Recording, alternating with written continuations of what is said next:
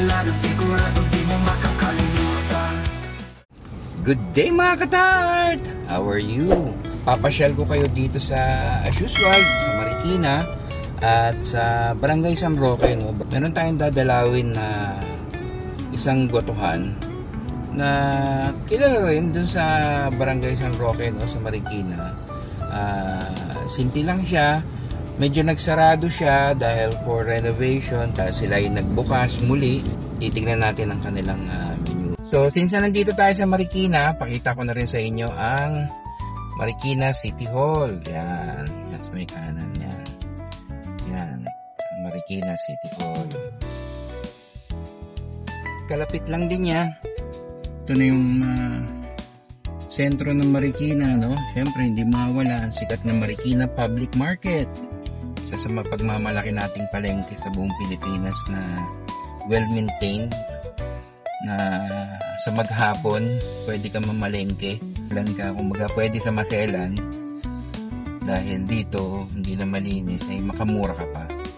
Tapos ito yung Our Lady of the Abandoned Church, Ola. Tapos Kapitan Moy.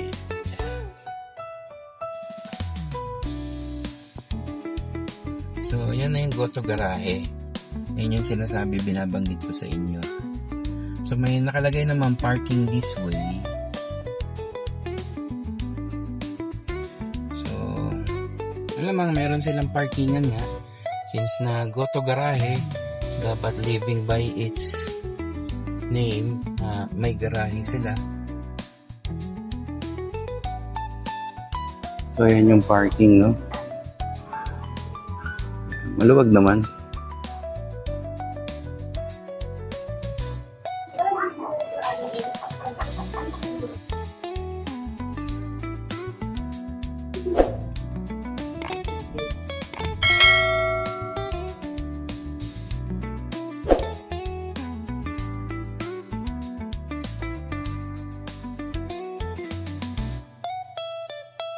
Yan, try natin itong goto nila, no? This is for 40 pesos ang goto nila. Kita naman ninyo, may dugo, may laman ng baka.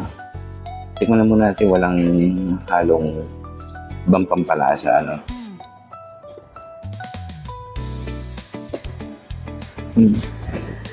Sa akin panlasa, no? Perfect na siya, yung alat niya. Kung gusto mo lang, syempre, traditional na goto na medyo may paminta, yan. Dagdag mo na lang ng paminta. Siguradong mapalinamnam. Masarap naman. Ang kanilang consistency ng goto hindi ganong kalapot, hindi rin ganong kalabdaw. Sakto lang. Gamit nila ay yung malagkit na bigas, no? Pero tama-tama lang. Tapos yung combination ng goto, laman, na medyo may litid, tapos dugo. Sakto na kapag nilagyan mo na ng paminta. Ito na yung goto, pwedeng sabihin nyo na pwede sa maselan, no? Tapos hindi pa siya ganun kamahal. Nag-rate siya dun sa katulad ng mga goto na mga nasa palengke o kanto. Kaya naman yung dinadayo sila, no?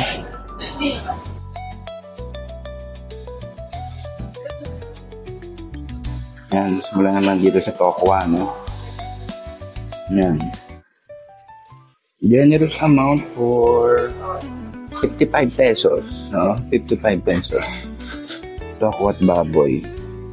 Tama lang yung dami ng tokwa. Saka yung baboy niya, hindi siya yung baboy na puro taba, no? Puro malaman.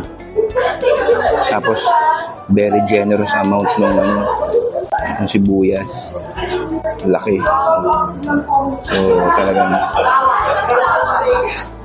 matatakam ka dito.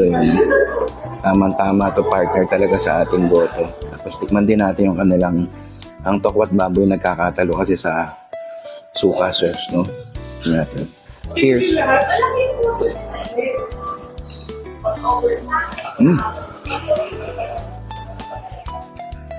Yung suka sauce nila, tamang tamis, asim, pero distinct siya. Nangingibabaw yung umami flavor dahil sa sarap ng combination ng tokwa at baboy. Yung tokwa niya, malinis yung lasa, no? Kasi may ibang tokwa at baboy na yung medyo may asim na yung tokwa. Ito wala. Tsaka may linamnam. Tsaka dahil puro laman yung baboy niya. As in parang kinuha sa lechong kawali na puro laman. O kaya yung parang may pagka-crispy pata ang lasa ng laman. Panalo.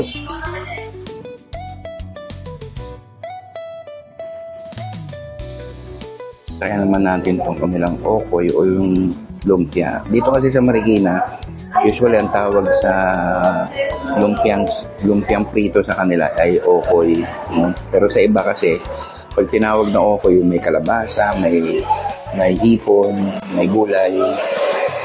Ito hindi. Ito na yung okoy dito.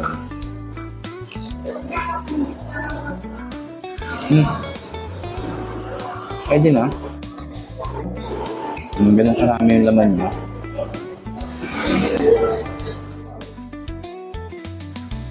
₱25 yung okoy. Top. Hinahanap mo na okoy na flavor kasi meron siyang lasang hipon. Panalo. Bakit na tinawag siyang okoy? Pa-expectan mo yung lasang okoy sa lumpia.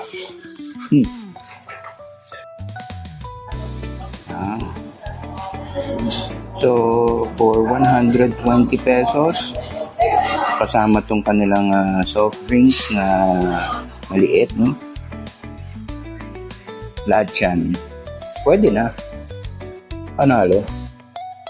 Bukod nga pala sa goto, no?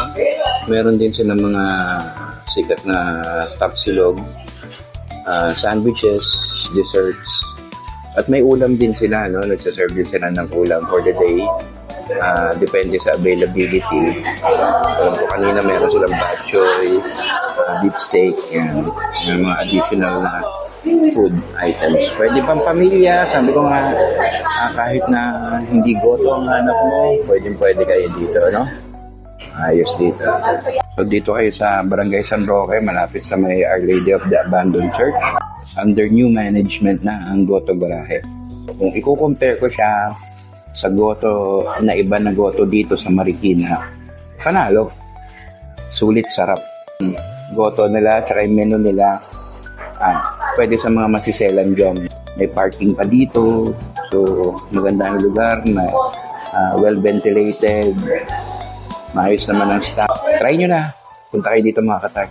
Meron din silang flower shop dito, no? For ₱100 yan, makakuha kayo ng bouquet of flowers of your choice.